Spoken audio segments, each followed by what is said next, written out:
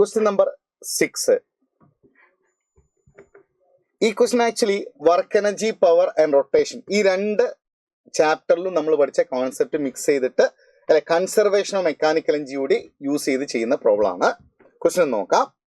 A thin uniform road X of mass M and length L is pivoted at a height L/3 as shown in the figure. The rod is allowed to fall from a vertical position and lie horizontally on the table. The angular velocity of the rod when it hits the tabletop is. Our rod അത് നമ്മളിങ്ങനെ പിവേർട്ട് ചെയ്തിരിക്കുകയാണ്. പക്ഷെ ശ്രദ്ധിക്കണം, ഇവിടെ നിന്ന് ഇങ്ങോട്ട് L/3 എന്ന് പറഞ്ഞ ആ ഡിസ്റ്റൻസിലാണ് നമ്മൾ പിവേർട്ട് ചെയ്തിരിക്കുന്നത്. Okay, right. അങ്ങനെയാണെങ്കിൽ നമ്മൾ അവനെ റിലീസ് ചെയ്യാണ്. അപ്പൊ റിലീസ് ചെയ്യുന്ന ഈ റോഡ് ഇങ്ങനെ നിൽക്കുന്നുണ്ട് അല്ലെ, ഇതിങ്ങനെ റൊട്ടേറ്റ് ചെയ്ത് ഇവിടെ വന്ന് ഹിറ്റ് ചെയ്യും അല്ലെ. അപ്പൊ ഇങ്ങനെ ഈ ടേബിൾ ടോപ്പിൽ വന്ന് ഹിറ്റ് ചെയ്യുന്ന സമയത്ത് ആംഗുലാർ വെലോസിറ്റി എത്രയെന്നാണ് ക്വസ്റ്റ്യൻ. നമുക്കറിയാം, ഇനീഷ്യലി ഇവനിങ്ങനെ വെർട്ടിക്കലി നിൽക്കുന്ന സമയത്ത് ഇവന്റെ കയ്യിൽ പൊട്ടൻഷ്യൽ എനർജി ഉണ്ട്.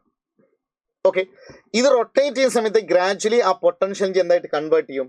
റൊട്ടേഷനെ കൈനറ്റിക് എനർജി ആയിട്ട് കൺവേർട്ട് ചെയ്യും. റൈറ്റ്. അപ്പൊ ഇവിടെ ഈ ടേബിളിന്റെ മുകളിൽ ഇങ്ങനെ വന്ന് വീണ് കഴിഞ്ഞാല് അല്ലെ, ആ പൊട്ടൻഷ്യൽ എനർജി നമ്മൾ എന്തെടുക്കും? സീറോ ആയിട്ട് എടുക്കും. ഇത് നമ്മൾ സീറോ പൊട്ടൻഷ്യൽ എനർജി ലൈനായിട്ട് എടുത്താല് അല്ലെ, അപ്പൊ എൻ്റെയർ പൊട്ടൻഷ്യൽ എനർജി എന്തായിട്ട് മാറിയിട്ടുണ്ടാവും? റൊട്ടേഷന് കൈനറ്റിക് എനർജി ആയിട്ട് മാറിയിട്ടുണ്ടാവും. അപ്പൊ ഇവിടെ എത്തുന്ന സമയത്ത് ആംഗുലാർ വെലോസിറ്റി ഒമേഗ ആണെങ്കിൽ അല്ലെ, അപ്പൊ ഇവിടെ ഉള്ള റൊട്ടേഷന് kinetic energy half I omega square ആയിരിക്കും.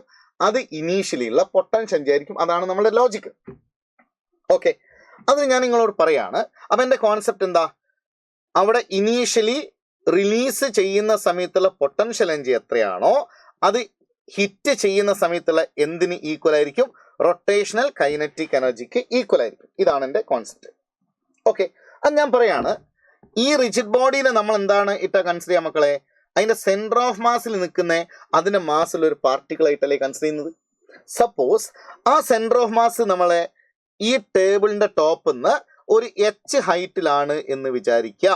അപ്പൊ ശ്രദ്ധിക്കണം, ഈ സെന്റർ ഓഫ് മാസ് ടേബിളിന്റെ ടോപ്പിൽ നിന്ന് H ഹൈറ്റിലാണ് അല്ലെ. എന്ന് വെച്ചാൽ ഈ ഹൈറ്റ് H ആണെങ്കിൽ നമ്മൾ എന്തായിട്ടാ മക്കളെ ആ റോഡിനെ കൺസിഡർ ചെയ്യുക അല്ലെ? M മാസിൽ ഒരു പാർട്ടിക്കിൾ ആയിട്ടല്ലേ. ആ പാർട്ടിക്കിൾ നിൽക്കുന്ന ടേബിളിന്റെ ടോപ്പിൽ നിന്ന് H ഹൈറ്റിലല്ലേ. അപ്പൊ ഇവന്റെ കയ്യിലുള്ള പൊട്ടൻഷ്യൽ എനർജി എന്ന് പറയുന്നത് mg × H ആയിരിക്കും അല്ലെ, ഈക്വൽ ടു അത് ആ ഗിവൺ ആക്സിസിലുള്ള റൊട്ടേറ്റ് ചെയ്യുന്ന kinetic energy half I omega square അല്ലെ. ആ H എത്രയെന്ന് ചോദിച്ചാൽ നിങ്ങൾ നോക്കടാ, ഇതൊരു യൂണിഫോം റോഡ് ആണെങ്കിൽ ഈ ലെങ്ത് L/2 അല്ലേ വരിക അല്ലെ. സെന്റർ ഓഫ് മാസ് കിടക്കുന്ന സെന്ററിലായിരിക്കും. സോ ഈ ഡിസ്റ്റൻസ് L/2 അല്ലെ. അവിടുന്ന് ആ പച്ച കൊണ്ട് മാർക്ക് ചെയ്ത ഡിസ്റ്റൻസ് L/2 ആണ്. അവിടുന്ന് ഇവിടെ വരെ എത്രയാണ്?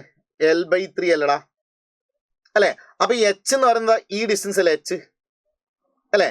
ആ H കാണാൻ ഈ ഹോൾ ഡിസ്റ്റൻസ് എന്ന് എന്ത് ചെയ്താൽ മതി? ഈ L/3 മൈനസ് ചെയ്താൽ പോരെ. അപ്പൊ L/2 മൈനസ് L/3 അല്ലെങ്കിൽ H വരിക അല്ലെ. അപ്പൊ ഈ H എന്ന് പറയുന്നത് L/2 മൈനസ് L/3 അത് ചെയ്താൽ L/6 എന്നല്ലേ നിങ്ങൾക്ക് കിട്ടുക അല്ലെ. അതായത് ഈ H L/6 ആണെന്നാണ് ഞാൻ പറഞ്ഞു വരുന്നത് അല്ലെ. അപ്പൊ mg × അല്ലെ L/6 equal to half. Okay, ആ I എന്ന് പറയുന്നത് ശരിക്കും ശ്രദ്ധിക്കണേ, മൊമെന്റ് ഓഫ് ഇനേഷ്യ അബൌട്ട് ദിസ് പോയിന്റ് അല്ലെ. ഇവിടെയാണ്, ഇതാണ് പിവറ്റ് അല്ലെ. അപ്പൊ മൊമെന്റ് ഓഫ് ഇനേഷ്യ അബൌട്ട് ദിസ് ആക്സിസ് അല്ലടാ I അല്ലെ. അത് നമുക്ക് കണ്ടുപിടിക്കണം. അതിന് ഇത് സെന്റർ ഓഫ് മാസ് ആണെങ്കിൽ ഈ മൊമെന്റ് ഓഫ് ഇനേഷ്യ, ഈ ആക്സിസിലുള്ള മൊമെന്റ് ഓഫ് ഇനേഷ്യ ICM നിങ്ങൾക്ക് അറിഞ്ഞൂടെ? mL²/12 അല്ലടാ അല്ലെ. അപ്പൊ സെന്റർ ഓഫ് മാസിലൂടെയുള്ള മൊമെന്റ് ഓഫ് ഇനേഷ്യ mL²/12 നിങ്ങൾക്ക് അറിയെങ്കിൽ ഈ ഡിസ്റ്റൻസ് L/6 അല്ലേ. എന്ത് തിയറി യൂസ് ചെയ്താൽ മതി? പാരലൽ ആക്സിസ് തിയറി യൂസ് ചെയ്താൽ പോരെ. അങ്ങനെ ഞാൻ പാരലൽ ആക്സിസ് തിയറി യൂസ് ചെയ്യുകയാണെങ്കിൽ എന്താണ് എന്റെ parallel axis theorem? I equal to ICM + MA² അല്ലേ. ഇവിടെ ICM എത്രയാടാ? mL²/12 അല്ലടാ മക്കളെ അല്ലെ. പ്ലസ് m × ആ A എത്രയാ? L/6. അതിനെ സ്ക്വയർ എടുത്താൽ L²/36 എന്ന് വരും അല്ലെ. ഇത് നമ്മൾ സിംപ്ലിഫൈ ചെയ്താൽ അല്ലെ എത്ര വരും എന്നറിയോ നിങ്ങൾക്ക്? mL²/9 എന്നാണ് കിട്ടുക അല്ലെ? കാരണം ഫസ്റ്റ് താളെ ഡിനോമിനേറ്റർ 36 ആക്കണം, 3 കൊണ്ട് മൾട്ടിപ്ലൈ ചെയ്യും. അപ്പൊ 3ml² / 36 പ്ലസ് ml²/36 അല്ലെ? അപ്പൊ 4ml²/36 സിംപ്ലിഫൈ ചെയ്താൽ ml²/9 എന്ന് വരും. അപ്പൊ ഈ I എന്ന് പറയുന്നത് ml²/9 ആണ് ഇൻറ്റു ω². ഓക്കെ, ഇനി കട്ട് ചെയ്യാനുള്ളതൊക്കെ നമ്മൾ കട്ട് ചെയ്യും അല്ലെ? ഒമേഗയാണ് നമുക്ക് കാണേണ്ടത്. ഈ 2 × 9 18 ആണ്. സോ ഞാൻ ഇവിടുന്ന് എന്തോ കട്ട് ചെയ്ത് നോക്കണേ. m ഞാൻ കട്ട് ചെയ്തു. ഈ L² കട്ട് ചെയ്തു. ഇനി LHS ബാക്കി വരുന്നത് G/6 ആണ്. RHS ബാക്കി വരുന്നത് Lω²/18 ആണ്. ശരിയാണോ? റൈറ്റ്. ഇനി നമുക്ക് സിംപ്ലിഫൈ ചെയ്താൽ ω² കിട്ടി. അപ്പൊ ω² ഈക്വൽ ടു എന്ത് വന്നു നോക്ക്. ഇങ്ങോട്ട് ബാക്കിയുള്ള ആളുകളെ LHS എടുത്താൽ 18G/6L എന്ന് കിട്ടും അല്ലെ? ആ 18ഉം 6ഉം കട്ട് ചെയ്ത ഈ 6 ഇവിടെ കട്ട് ചെയ്ത 3 വരും അല്ലെ? 3G/L എന്ന് വരും. ഓക്കെ, അപ്പൊ ω² നമുക്ക് 3G/L എന്ന് കിട്ടി അല്ലെ? അപ്പൊ ഒമേഗ എന്തായിരിക്കും? അതിന്റെ റൂട്ട് ആയിരിക്കും അല്ലെ? ω√3G/L. ഓക്കെ, സോ ഓപ്ഷൻ 4 ആണ് നമ്മുടെ ആൻസർ വരുന്നത്, √3G/L. സോ ഒമേഗന്റെ വാല്യൂ എത്രയാണ്?